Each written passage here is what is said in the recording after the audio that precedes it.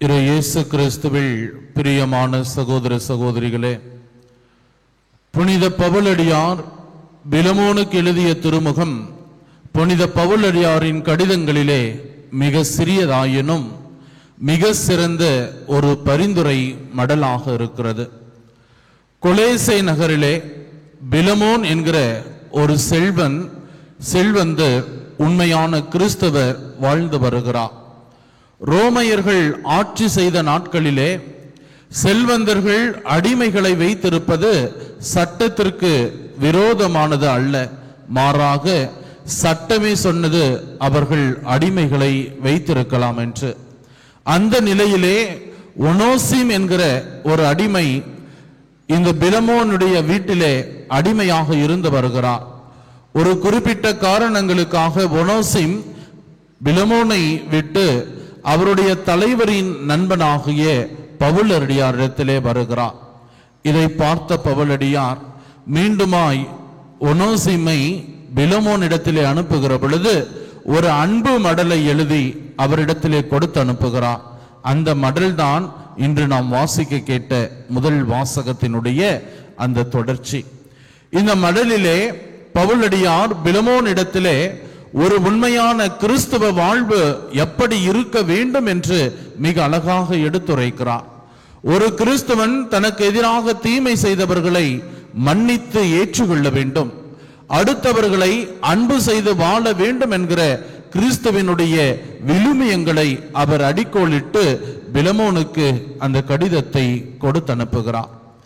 பல விவிலிய அறிஞர்கள் இந்த பகுதியை பார்க்கிற பொழுது புனித பவுலடியார் இந்த அடிமைதனத்திற்கு எதிராக அவர் பேசவில்லை என்கிற தங்களுடைய ஒரு கருத்தை கொடுத்த பொழுதும் சில விவிலிய அறிஞர்கள் மிக அழகாக குறிப்பிடுவார்கள், பவுலடியார் புற அடிமைதனத்தை விட அக அடிமைதனத்திற்கு முக்கியத்துவம் கொடுக்கிறார்.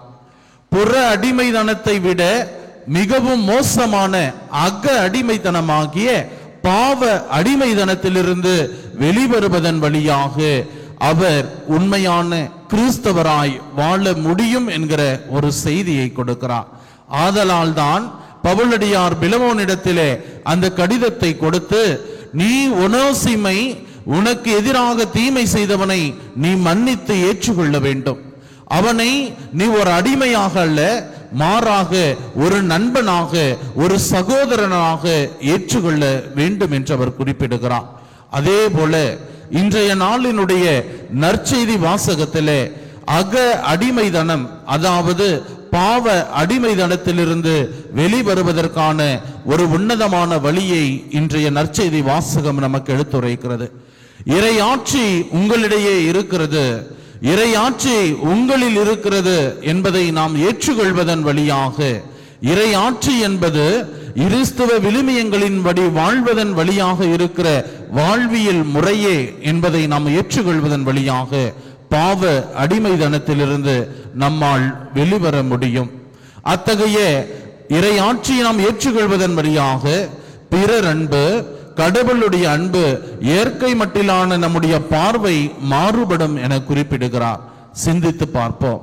பவுலடியார் பிலமோனுக்கு கொடுத்த அந்த கடிதத்தை பிலமோன் ஏற்று ஒனோசிமை தன்னுடைய சகோதரராக, அவருக்கு எதிராக தீமை செய்தவர்களை மன்னித்து ஏற்றுக்கொண்டவராக இருக்கிறார்.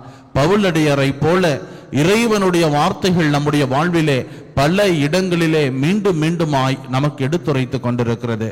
அந்த வார்த்தைகளை ஏற்று என்னுடைய சகோதரனை, எனக்கு எதிராக துரோகம் செய்தவர்களை, என்னுடைய நற்பெயருக்கு களங்கம் விளைவித்தவர்களை நான் மன்னித்து ஏற்றுக்கொள்ளக்கூடிய மனநிலை கொண்டவனாக நாம் வாழ்ந்து கொண்டிருக்கிறேனா? என்னுடன் இருக்கிற சக மனிதர்களை நான் போதுமான அளவிற்கு அன்பு செய்யக்கூடிய உள்ளம் கொண்டவராக நான் வாழ்கிறேனா என சிந்திப்போம். அத்தகைய குணநலன்களை நாம் நமதாக்குகிற பொழுது உண்மையான கிறிஸ்தவனாக, உண்மையான உப்பாக, ஒளியாக இது உலகிலே திகழ்கிறோம் என்பதை நினைவில் கொள்வோம். அத்தகைய வரங்களை நமதாக்கிக் கொள்ள தொடர்ந்து ஜெபிப்போம். ஆமேன்.